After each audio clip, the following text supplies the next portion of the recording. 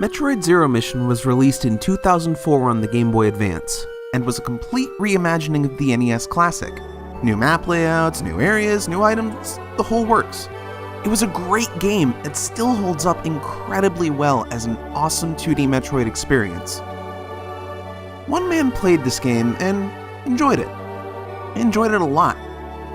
And they couldn't help but wonder, what if Metroid 2 got the same treatment? In 2006, it all started. As, first and foremost, a learning exercise, this man got his hands on the most recent version of GameMaker, grabbed a platformer engine, and started giving it some tweaks. At the time, the concept of remaking Metroid 2 was a relatively popular idea. As such, the development name of another Metroid 2 remake was created. Other Metroid 2 remake projects eventually faded away, but AM2R persisted in its development for 10 whole years. After the project started taking shape, he began posting his efforts onto a blog spot and would continue to chronicle its development all the way up until release. Alongside the project growing, so too did the team, going from just one man making the game solo to assembling a small but competent team to both assist in the game's development and discussion within the community. The game's development may have been slowed down at points, be it from a shift in programming engines to a host of real-life issues, but develop it still did until the day it was finally ready. The fateful day came August 6, 2016, when the game they had created was made public to the world. The man that started it all is Milton Hwasti, better well known online as Dr. M64. Unfortunately, the success was not to last, and on September 2nd, Hwasti received a DMCA takedown notice, and complying with Nintendo's wishes, all links and traces of downloads to the game on the site were removed, and production of additional planned features was halted. It seemed a bit strange at the time that Nintendo went after AM2R when they seemed to have no immediate plans with the series barring the odd spin-off. But just this year, at E3 2017, it became quite a bit more understandable why they saw AM2R as an issue for their business. There's been a lot of drama online about the takedown of AM2R, the existence of Samus Returns, and a barrel full of other things. Personally, I am really looking forward to Samus Returns and eagerly await its release. However, just because that game exists doesn't mean AM2R is invalidated, nor is the reverse true. I'd say it's quite the opposite, as both games appear to be vastly different takes on the same idea, that being remaking Metroid 2. They can coexist as separate and equally valuable Metroid experiences. And AM2R is a wonderful game. It's familiar. It's different. And it is, at its heart, Metroid. And I could never ask for anything else.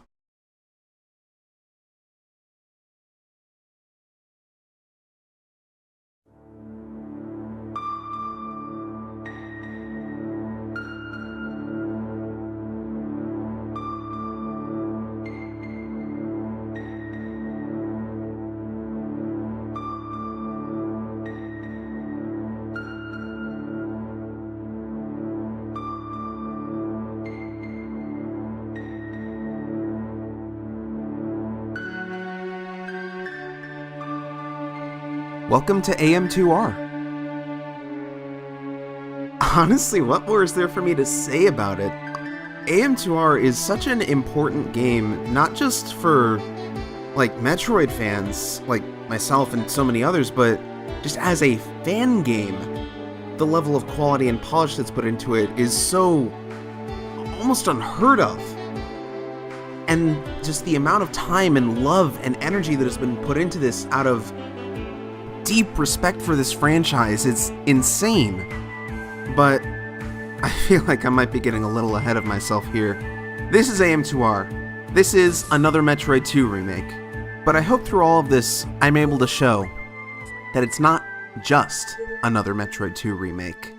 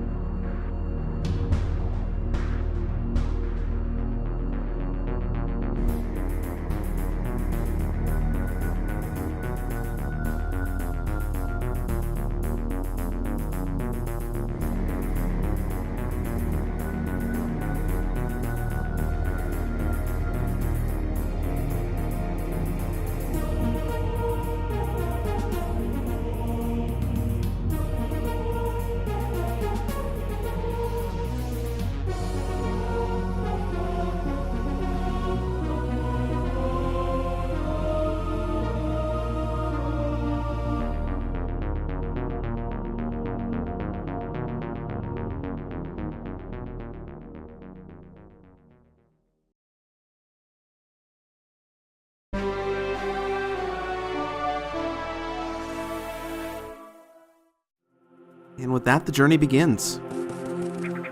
Just to get this out of the way ahead of time, this game does have a logbook detailing a lot of the lore on the planet and the wildlife therein. That will be shown as sidebars off to the side so that the constant action isn't disrupted here. I won't be showing every piece of it, but all the stuff that's important. But just take in the atmosphere and the music for a second here.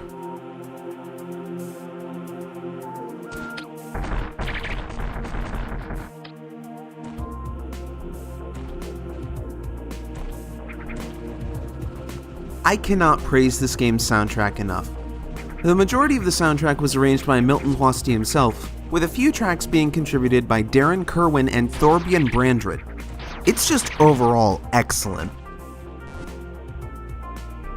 Something I really like is how even in this very beginning intro area, there are a lot of just little touches, these little small hidden pathways everywhere that you can take, mostly for speedrunning purposes, honestly, but it really shows that care has been taken in designing every room on an individual basis. One of the goals when this game was being created was that it would be a game people would want to speedrun and that people would find enjoyable in much the same way that Zero Mission was designed, and I think it greatly succeeds at that.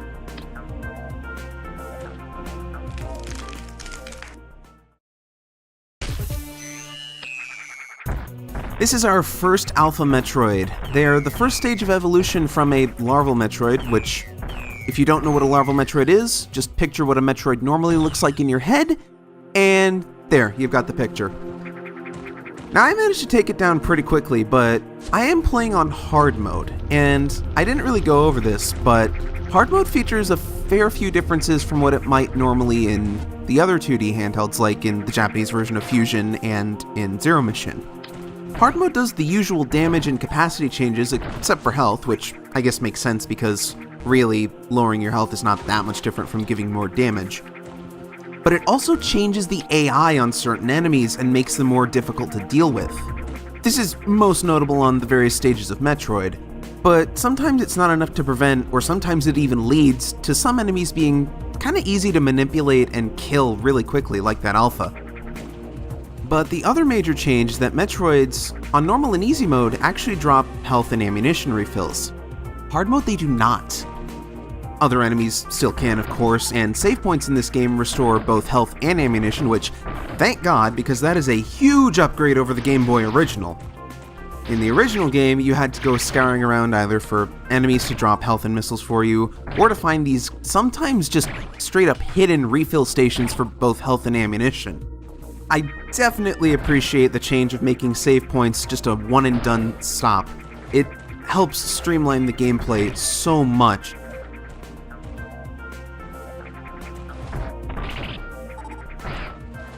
I'm being pretty liberal with my missiles early on because you start with 30, and with how often enemies drop them, and the relative frequency of save points, you can really afford to use them quite a bit. Honestly, for most of the game, they're always a useful tool for dealing with random enemies, which I enjoy because your beam is not the worst, but it's also not the best.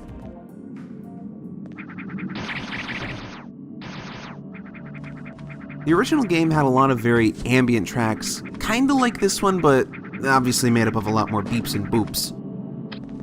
Here, they do a really nice job of conveying just this lonely, empty feeling of the caverns, and it comes across really well, I find.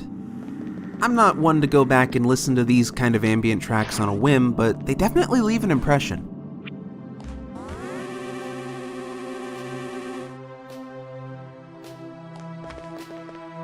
And welcome to our first main area of the game, the Golden Temple. The music used here was originally used for pretty much every indoors area in the original game, but has been repurposed to be this area's defining theme, which I really like. There are a lot of just random wall sentries around, but they're not huge threats, as you can probably tell. And we find our first item in the game, the bombs, of course. It's a Metroid tradition, really, that first item you find is either going to be your bombs or your morph ball, and, well, we already start with the morph ball, so by process of elimination. It's interesting because for the longest time, the bombs are really the only item you need to progress in the game. Like, there are a few more items beyond just random pickups that we'll find around here, but none of them are really necessary to continue in the game. In fact, the first few demos of this game only required you to get the bombs to finish them, which was kind of crazy to think about.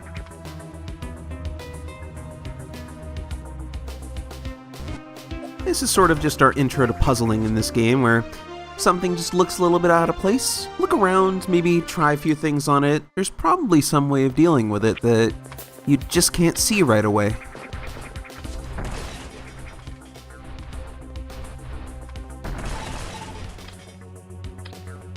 Now, that fixture on the ground you might have seen back there, don't worry about it. I worried about it quite a bit the first time I saw it, but there is not much we can do with that for a very, very, very long time. So, just trust me when I say that we'll be back to it later. It's a Metroid game, of course there's going to be some backtracking at some point. Charge Beam actually has a few new functions in this game compared to Zero Mission. The first one being these bomb charge combinations that you can see I'm doing right here. There's, I believe, 3 of them. There's, yeah, that, well, it's not quite a pyramid, but it's got 3 points to it with one in the center, so I guess it's a triangle of bombs. The spread on the ground that you saw me doing earlier. And then also, if you just hold straight down when you release the charge, you just get a line of bombs going straight up, which makes it really easy to bomb jump up shorter distances. And we have a locked door here that we can't do anything with. Very suspicious, but there's nothing we can really do about it right now.